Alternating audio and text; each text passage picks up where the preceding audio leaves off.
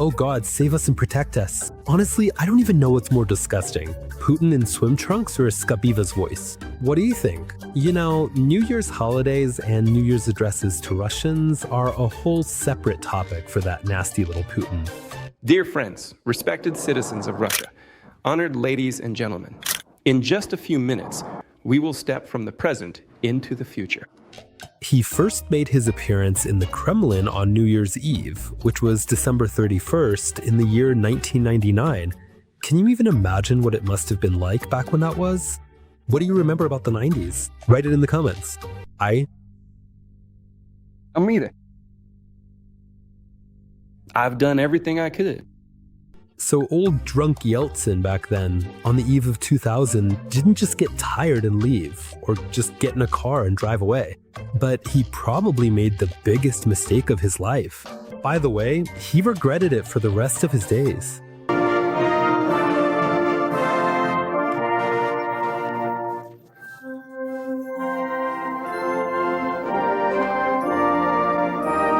Yes, this is indeed actually a truly unique and tragic moment for the whole world. Footaging. I have hereby signed an official decree formally assigning and transferring the duties and responsibilities of the office of the President of the Russian Federation to the Prime Minister Vladimir Vladimirovich Putin with immediate effect. Boris, you're wrong. Just think how many people will die later because of this trend. And by the way, here's the video where Yeltsin hands over the nuclear briefcase to Putin. Why?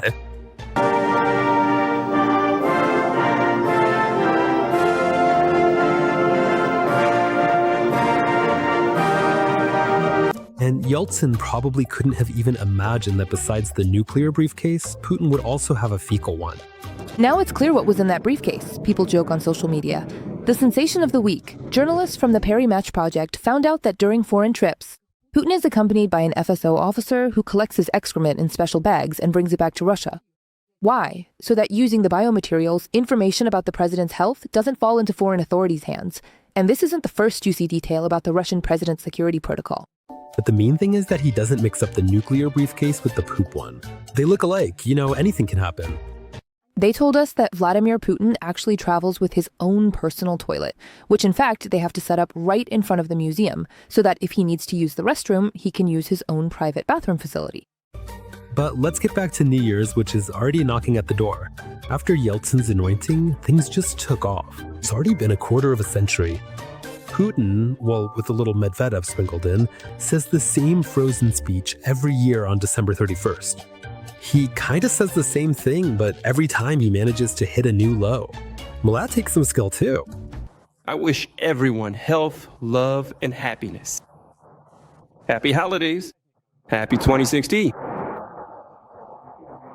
New Year. Now, just seconds before the arrival of 2023, the year of the full-scale war with Ukraine, Putin's army is crushed near Kyiv. Russians are persona non grata everywhere, yet Putin keeps feeding people lies. It was a year that put a lot of things in their place. It clearly separated courage and heroism from betrayal and cowardice. Oh, by the way, speaking of cowardice, meaning Putin's cowardice, this New Year's address. The eve of 2023 is a perfect demonstration of who Putin really is and just how deceitful, primitive, and vile Putin's Russia has become. Notice that this time, Putin isn't speaking against the backdrop of the Kremlin, though of course it was all recorded in a bunker anyway, but instead he's supposedly surrounded by so-called heroes of the so-called special military operation. Together, we will overcome all difficulties and keep our country great and independent. We will only move forward. We will win for our families and for Russia. Oh, what a joke, you half-baked victor. But pay attention to something else. These so-called heroes of this so-called special military operation are just standing there like statues, not even moving. But I found some footage, supposedly of informal, bunker-style interaction with the military. For now, that's what I'm calling it. So this is Putin's New Year's address to the occupiers. That's how it turns out.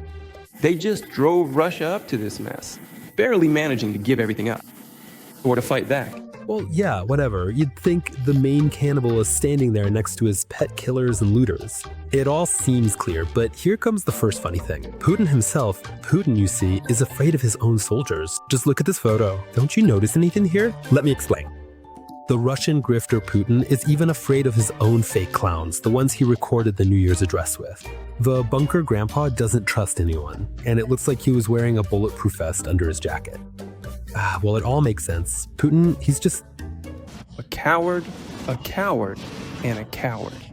A coward. You can't even imagine how much. Turns out, almost all of these so-called SVO heroes are actually FSO agents, meaning Putin's bodyguards. So he even put on a bulletproof vest in front of them. Can you imagine? As long as we have people like you who are incredibly dedicated and committed, and the guys and girls who are with you. Of course, we can't give up anything. We have to fight, only move forward. Oh, and now, here's the most important and crucial part. Take a look at this shyly smiling, supposedly military blonde woman. She clearly enjoys getting compliments from Putin. And here she is in the footage from the New Year's address. She's standing there like a statue again. Well, you might think it's military discipline. But now, let's suddenly jump back to the distant year of 2016. 9 years ago, Putin and Dima Medvedev went to the Novgorod region, supposedly to meet with some fishermen.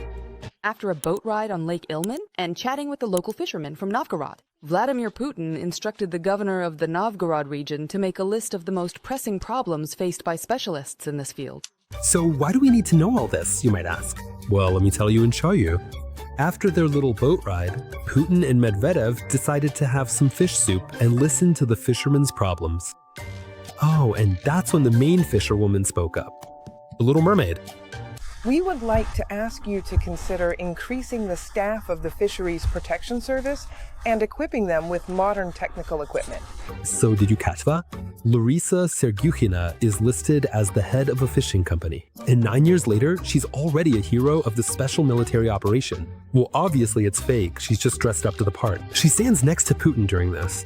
Addressed to the Russian nation. That's a life, isn't it? A rich one, right? But wait, that's not all. Life has really tossed Sergukhina around. Now, let's just take a moment to jump to 2021. Temporarily occupied Crimea. Number 5, here we go. At the Admiralty shipyards, they launched a new submarine, the Veliki Novgorod. How did you launch it, you might ask? Still, the armed forces of Ukraine will end up sinking that submarine. And you'd be right. But that's not the funny part.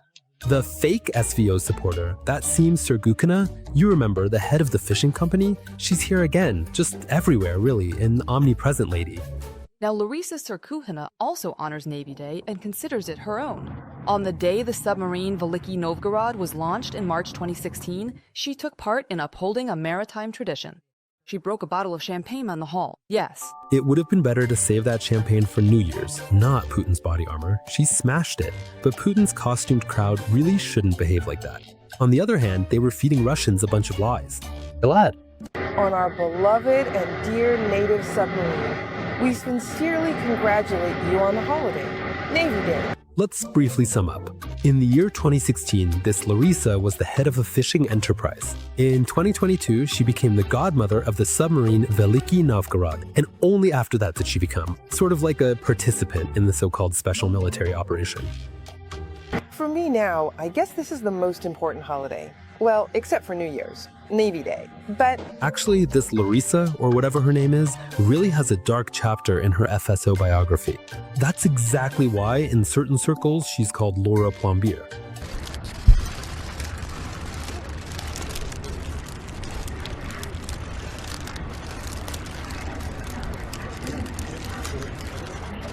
Yeah, that's the famous footage from 2019.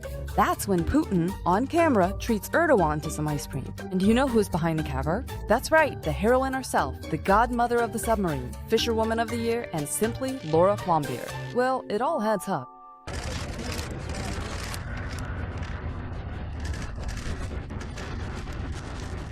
By the way, later on, this woman was introduced on NTV not as Sergukhina, but as Yekaterina Safonova. And the final touch to her portrait, this was already in 2017, this lady was spotted at the Novgorod monastery. There, she was already playing the role of a silent parishioner. Can you imagine what a coward Putin is? FSO agents are F-ware. Have you completely lost your minds or what? You're as dumb as this table, honestly. Who came up with this? This is nonsense, you know? Complete rubbish.